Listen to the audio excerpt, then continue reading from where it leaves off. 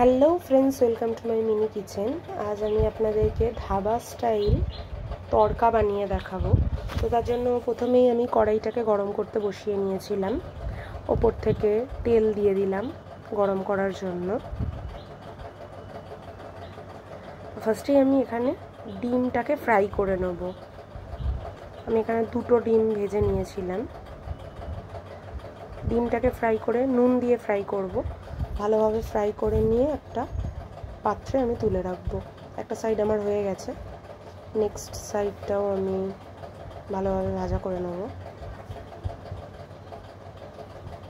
এটা খুবই ইজি আর চটপট হয়ে যায় রান্নাটা।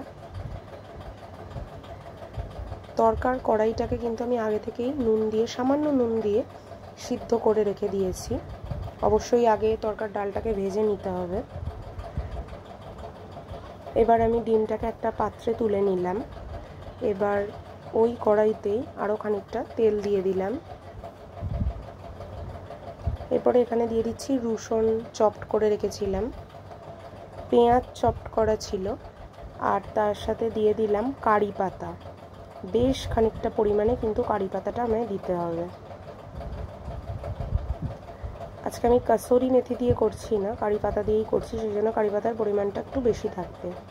তার সাথে দিয়ে দিলাম হলুদ আর নুন। এটা আমাদের গাছের কারি পাতা। কারি পাতা খেলে কিন্তু সুগারও কন্ট্রোল করে। কারি পাতা কিন্তু শরীরের জন্য খুবই উপকারী। এর সাথে অ্যাড করে দিলাম খানিকটা চিনি, খুবই সামান্য পরিমাণে, টেস্টটাকে অ্যাডজাস্ট করার জন্য। ওপর থেকে দিয়ে দিচ্ছি কাঁচা লঙ্কা। এবার সব কিছু দিয়ে আরও খানিকক্ষণ ভালোভাবে ভাজা করে নেব। এরপরে আমি তরকার ডালটা দিয়ে দিলাম, যেটা আমি সেদ্ধ করে রেখেছিলাম আগে থেকেই। দিয়ে এবার মশলাগুলোর সাথে ভালোভাবে কষিয়ে নেব।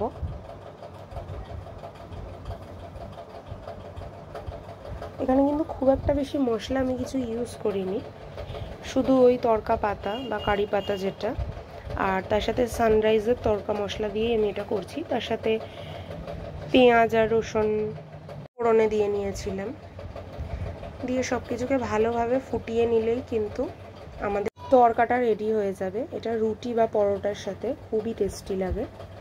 তো বাড়িতে অতি অবশ্যই একবার এরকমভাবে ট্রাই করবেন, কমেন্টে জানাবেন কীরকম লাগলো। তো আমার এটা ভালোভাবে ফুটে এসেছে। এবার আমি আগে থেকে ফ্রাই করে রাখা ওই ডিমটা দিয়ে দেবো, দিয়েও ভালোভাবে ফুটিয়ে নেব। দিলেই কিন্তু আমাদের তরকাটা একদম ready. Thanks for watching. Thank you.